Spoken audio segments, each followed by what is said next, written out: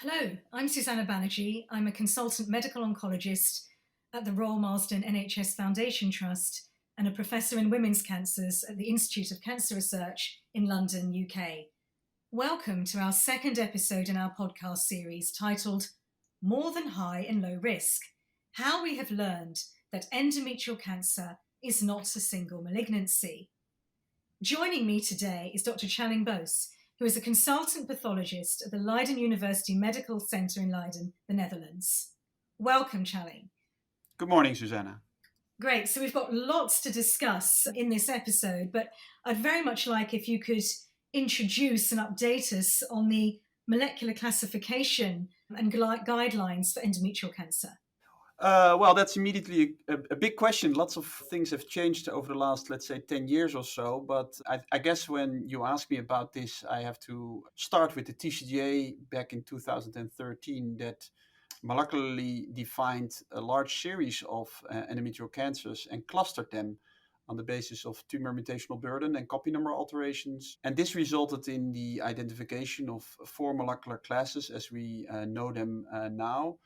The ultra-mutated group, about 10% of endometrial carcinomas that carry a pathogenic mutation in DNA polymerase epsilon, also referred to as polymutant. The hypermutated group, that is microsatellite unstable, often in the clinic tested by immunohistochemistry and therefore defined as mismatch repair deficient or MMRD. And then the third group being a copy number high, with lots of copy number alterations, but not that many mutations. And these are frequently carrying mutations in p53, and therefore in the clinic often defined as p53 abnormal or p53 mutant. And then the final group, TCGA called them copy number low. In the diagnostic algorithm, they are referred to as NSMP, no specific molecular profile. And it's a large group of tumors that are poly wild type, MMR proficient, and p53 wild type, and fall into that fourth category. So that's those are the four molecular classes as we know them now. Great. And so how do you've mentioned that there's the classifications from the TCGA, but also in clinical practice. So when we're treating patients and we've got a newly diagnosed patient, how is the relevance of this in clinical practice? Because I guess traditionally we've been used to histological driven decisions in the NDT, Yes. Traditionally, I guess, type 1, type 2. How do you see this integrating, and what particular tests would you say are the key ones in the pathology aspect of the MDT? Yeah. Well, I think it's. I'm very happy you're asking this a little bit deeper, because the point here, of course, is what is it really bringing us in terms of the original histological driven classification system that we all know.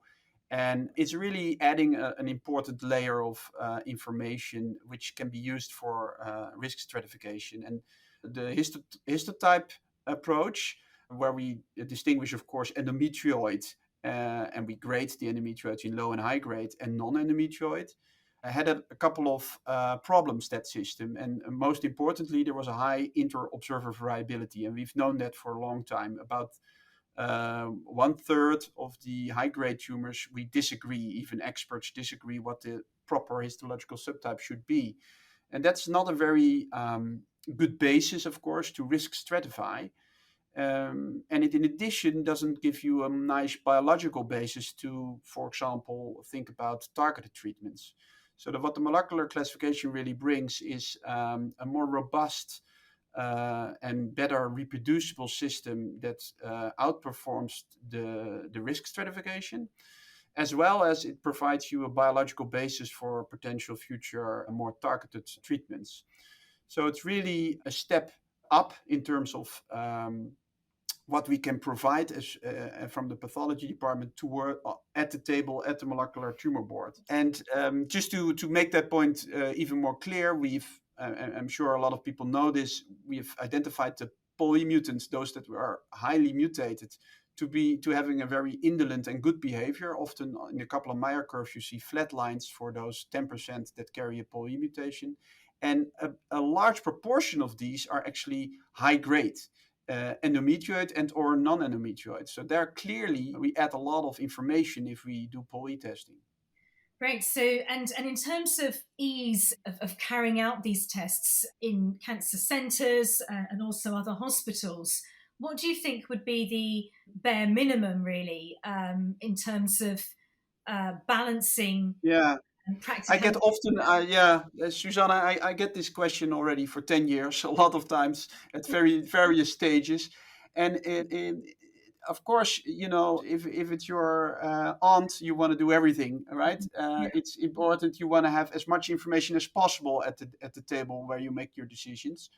But we also have to be realistic. Some of these additional tests, you improve quality in terms of information, but it's cost something.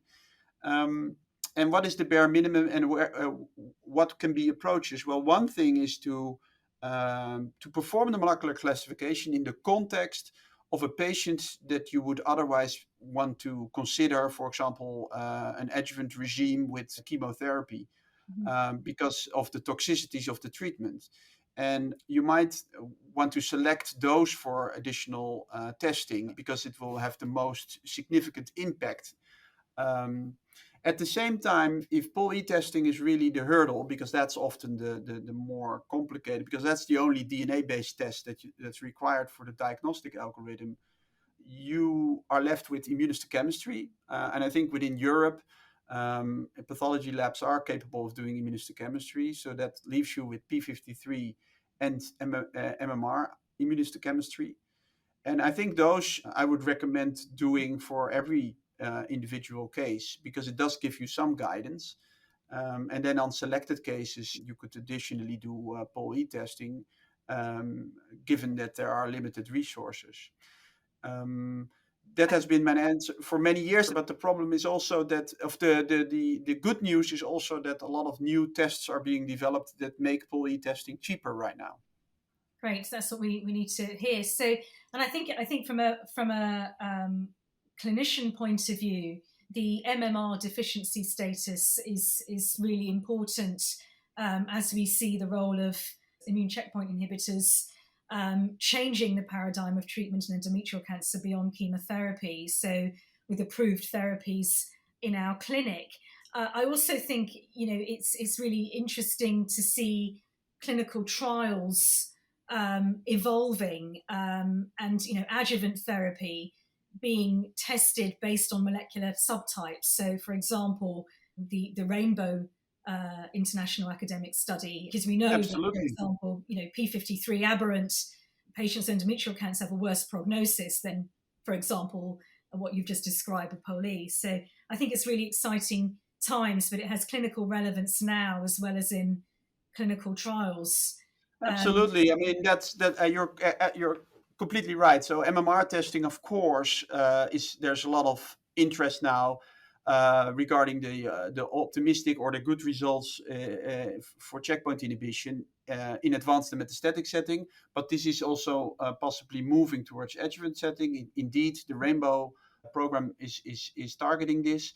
And of course, MMR testing is also a pre-screening for Lynch syndrome. So you're doing mhm. two things that are critical for the patient. So definitely MMR immunohistochemistry should be a standard procedure. It's also in all international guidelines, it's being put forward as the one thing that you really should be doing. And yeah, that's what I mean with adding a biological basis for treatment that is going beyond histotype. Because, for example, MMR deficient tumors can be non endometrioid, they can be serous, they can be clear cell. And that doesn't give you any tools in terms of, okay, I have to give checkpoint inhibition. And one of my questions is also with these classifications. I'd love your views and experience on whether some tumours can have multiple parts of that molecular classification. So, for All example, right. if we're looking at HER2, which is an interesting biomarker and potentially to direct treatment with targeted therapies in endometrial cancer, the HER2 positivity may apply across some of those molecular subgroups that you mentioned. Yeah, so that's, I mean, you're bringing in a new, let's say, I mean, HER2 is is an amplification target that we know, of course, from the breast cancer literature. That's clear. And in endometrial cancer, we know that a subset of tumors also can have HER2 amplification. And what is nice, and we published on this data also, and others have shown the same, is that really the HER2 amplification only occurs in the context of copy number high p53 abnormal cancers. And that's nice because we just discussed that there's costs involved in all these additional tests. So you don't need to do any HER2 testing if you're not in this p53 group. So that gives us, as pathologists, the option to do a stepwise testing procedure where after you do the molecular classification, you subsequently do subclass specific target testing, such as HER2 in p53. Great. And then another question, just pushing the boundaries of molecular testing in endometrial cancer. What's really topical at the moment is the role of homologous recombination deficiency in endometrial cancer. Obviously, you're familiar with that in the ovarian cancer field, but I just wondered what your views were and what you think next steps are. Well, so it's in endometrial cancer, it's still relatively young, let's say unexplored field, I would argue. Of course, we know a lot more in ovarian cancer, and I think it is often said that, of course, high-grade serous ovarian are similar to serous cancers of the uterus, but there are also clear differences. So we're going to have to really study, and we cannot immediately assume that everything will be identical. But yes, there's some hopes and interests in PARP inhibition for the p53 abnormal set of tumors. In fact, that's what the Rainbow Red trial will be testing, led by Alexandra Larry in France. We know that HRD, homologous recombination deficiency, occurs in the context of p53 abnormal. The exact percentage is depending on what study you look at, but let's say it's about 15 to 20%. And it's also challenging because we don't have the validated or uniform testing for HRD yet. Not in ovarian cancer, but certainly also not in endometrial yet. So Channing, I'd like to ask you a bit more about the NSMP group. There's a lot more we need to learn within that group. Would you be able to expand on that, and in particular with regards to estrogen receptor? Yeah. Well, that's very topical, and thanks for asking this. In fact, a large body of research has been put into how to dissect the good and the bad within the copy number low NSMP category of tumors. And there's been a lot of biomarkers tested. L1-Chem is one of them. Beta-catenin has been named. Amplification of 1Q. So there's been a lot of research trying to dissect out the bad actors in NSMP. And this year, actually, there's been 3 papers coming out pretty much back to back from 3 different groups showing that the ER negative NSMPs do very poor in terms of outcome. And actually, they have almost overlapping curves with the p53 abnormals. It's a small set of NSMPs that you dissect out by doing ER testing.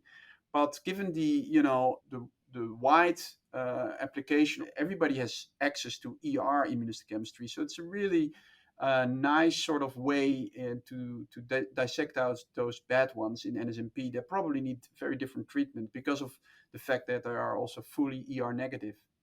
And another topic I just want to cover here is what your views are about biopsying patients again at relapse. Do you think the molecular class may change? What advice would you give to teams? Yeah, well, that's largely unexplored, Susanna. I must say, I wish we had more data on this. I think there's some rationale that maybe things can change under the pressure of the treatment. For example, if you give checkpoint inhibition in an MMR deficient tumor, can we see recurrences that are actually MMR proficient? Is that actually happening? Mm-hmm. We don't know for sure. But a lot of times these patients aren't biopsied. So that's why we don't have the information. Well, thanks, Channing. I think we've really shown and heard from you that endometrial cancer is not a single malignancy. And we need to be directing our discussions with patients and treatments according to molecular classification. And there's a lot more to learn. So Thank you for today. I'd like to thank our audience for participating in this activity, and please continue on to answer the questions that follow and complete the evaluation. Thank you, Susanna. It was a pleasure being part of this.